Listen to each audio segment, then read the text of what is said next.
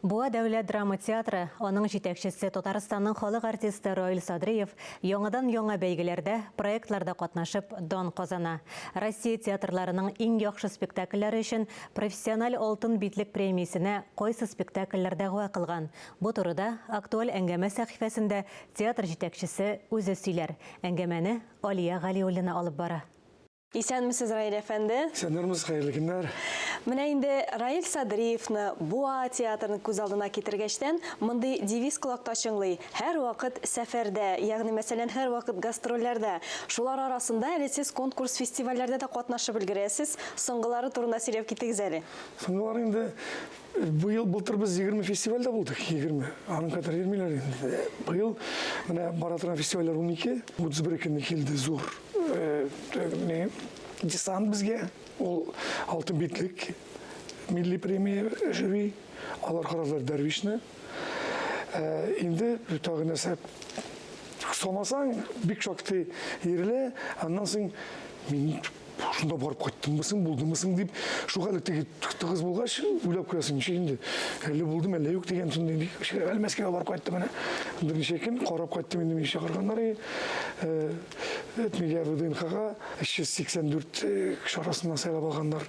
Бу безнең президентыбыз тарафыннан яңа шундый юнәлеш бирелгән. Россиядә менә элекке замандагы шикелле, без үскән вакыттагы шикелле көндәлек геройларны табып, эзләп, аларны халыкка тәкъдир итү, күрсәтү. Миңа шалтыраткач Мәскәүдән шалтыраталар 11 январь көнне шулай менә Россия дигән күләмле, саллы, мәртәбәле күргәзмә бара.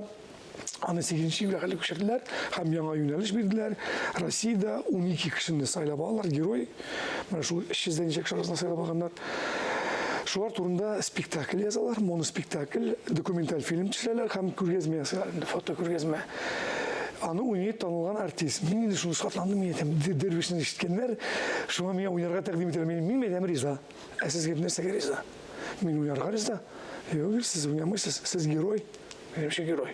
Сез менә Россия, ул проект атала «Голоса страны», герой России. Кендәле герой, анда океанолог элеккән, пластический хирург элеккән, анда дальнобойщик элеккән, там шахтер бар, домохозяйка да бар. Төрле өлкәдә 12 кешене сайлап алганнар.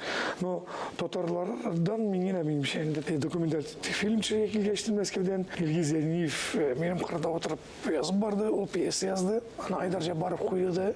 Мен машул барып карадым, чакыртач. Анда теге 12 геройны караган тамашачылар да бар. Килеп тотып карыйлар. Сезнең белән шин мәгънәсендә булдым бу дип. Аны Александр Семичев уйнады мине. Ну мин шәхмәт әйттем, 98% менә монда күрсәтелгән хак. Дәрәҗәле тандым. Мин шуны тандым. Мин шатланып, шуңа әлдә ышанмыйча йөрим мин. Әлбәттә, ул Дәрвиш сезнең алтын битлек премиясында ике номинациядә алар теләсә алтын битлек алырбыз дип торабыз. Насыйп булсын. Амин. Мөфти хәзрәтләре Камил хәзрәт тарафыннан ул да мин алда яшим. Туган авыл Тылынбай, Адав Тылынбай. Хәзер без анда менә бюст куярга җыенабыз. Гомәр Тылынбайский дигән репрессиягә эләккәнбез. Язучыбыз авылдаш. Инде Уфада ясадылар бюст. Миңа мөфти әйткән шул кешене беләсезме? Ул язган әсбаплар буенча, китаплар буенча мин Төркиядә укыдым. Хәзер дә укыталар. Аның турында 5 китап чыккан дип. Шушы кеше турында бер 10 минутлыкмы, 5 минутлыкмы бер нәрсә булса да ишетеп, төрекләрне дә чакырып, бындагылар бер резонанс ясый торган түгәрәк стиль үткәрик. Хөкүмәт безнең тарафыннан, Рамис Рафисович Камәрдин тарафыннан ул молодец, ул диндар кеше үзенә шундай китапны чыгару өстендә эшләде, китап чыкты. Хәзер инде без Буада менә ул кешенең тагы да зурлау өстендә эшлибез. Бу Буаның бер туристик маршрутына, Гомәр Республика бер туристик маршрут килергә тиеш. Аның исеме белән мәдрәсә, музей, һәйкәл, менә әйттеләр, ул бит диндәге кеше. Ул Хайкемны, бүгін бетінде бүтін кіші мәшке ермей, ол популяр болға теш. Оны жетті кіші әкімге хайкел қойылған. Дәрвиш әйбетін. Ол кіші кеткенде, ненде мотивация ол бүгінгі кішіге. Мына әр бір әйбір бұл дүниеда бәйлі. Дәрвиш спектакльде шул турда. Очраклы әйбер түгел. Очраклы дигән әйбер ул Худайның безнең белән сөйләшү усулы. Сез аны күп сәхнәләрдә уйнадыгыз, күп кенә фестивальләрдә, Икешәр тапкыр уйнаган төрле булды. номинацияларда ул алды. Ике телдә уйныйм. Ә менә санап карагыңыз бармы? Күпме тапкыр уйнадыгыз сез аны? Санап көттүн, санап 100дән артык инде, 100 артык, 100-лардыр. Күп төрле җирләрдә уйныйм, киләләр. Кемнәр килә, менә авыры күрдек без сезнең артта уйнаганда, шундый кешеләр. Кемнәр килә тотып карыйлар. Сез чыннан да, сез үзегез дә дәрвиш. Апаста бүтән дин әһелләр җыелып, Җәли хәзрәт тә килгән. Мин шу дәрвиш спектакль уйнадым да, апасының имамы чыгып әйтте. Менә күрдегезме? Җәли хәзрәт тә шуннан соң. Раил, минем ди Раил Садриев дигән шушы кешене камчылый торган килгән вакытлар булды ди.